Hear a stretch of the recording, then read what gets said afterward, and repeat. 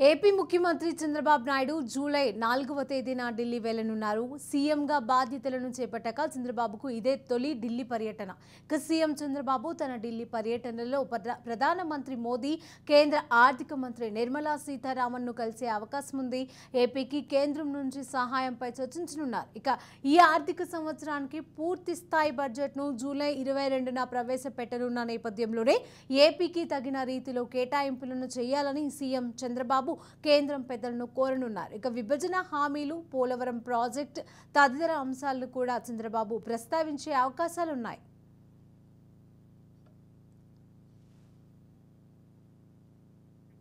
ఇప్పటికే ఎన్డీఏ భాగస్వామి నితీష్ కుమార్ బీహార్కు ప్రత్యేక హోదాను డిమాండ్ చేశారు.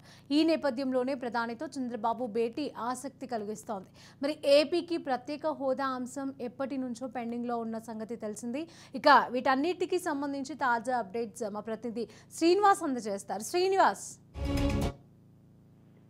4వ తారీఖున ముఖ్యమంత్రి చంద్రబాబు నాయుడు ఢిల్లీ వెళ్లనున్నారు. ఢిల్లీలో కీలక సమావేశం కానున్నట్టుగా సమాచారం ఉంది. అయితే బడ్జెట్ సమావేశాలు జరుగుతున్న నేపథ్యంలో ఆంధ్రప్రదేశ్ రావాల్సినటువంటి నిధుల గురించి మాట్లాడేందుకు వెళుతున్నారని చెప్పినప్పటికే సమాచారం ఉంది. అంతేకాకుండా రాష్ట్రంలో ప్రస్తుతం పోలవరానికి సంబంధించి, అమరావతి నిర్మాణానికి సంబంధించినటువంటి ఏదైతే కేంద్ర ప్రభుత్వాన్ని భాగస్వామ్యం కావాలంటూ కూడా గతంలోనే అడగడం జరిగింది. అయితే ఎన్డీఏ కూటమి అధికారంలోకి వచ్చిన తర్వాత పూర్తి స్థాయిలో రాష్ట్రాన్ని అన్ని విధాలుగా ఆదుకుంటామని చెప్పని ఏదో బీజేపీ హామీ ఇచ్చినటువంటి నేపథ్యం కూడా కనిపిస్తుంది. అదే బీజేపీ మరొకసారి నరేంద్ర మోడీ ప్రధాని కావడం ఆంధ్రప్రదేశ్ కి ఇదొక కలిసి వచ్చిన అంశంగా కూడా కలిసి వచ్చిన అంశం. అంతేకాకుండా మన ప్రాధాన్యత ఉన్నటువంటి, అంటే రాష్ట్రం నుంచి మనం కూడా అత్యధికంగా ఎంపీ స్థానాన్ని గెలిచినటువంటి పరిస్థితి ఉంది. అయితే ఇప్పుడు కేంద్రం నుంచి మనకు రావాల్సినటువంటి ఏదైతే సహకారం ఉందో అది పూర్తి స్థాయిలో తీసుకొస్తాం అని చెప్పని కూడా చంద్రబాబు నాయుడు చెప్పడం కూడా జరుగుతుంది. అంతేకాకుండా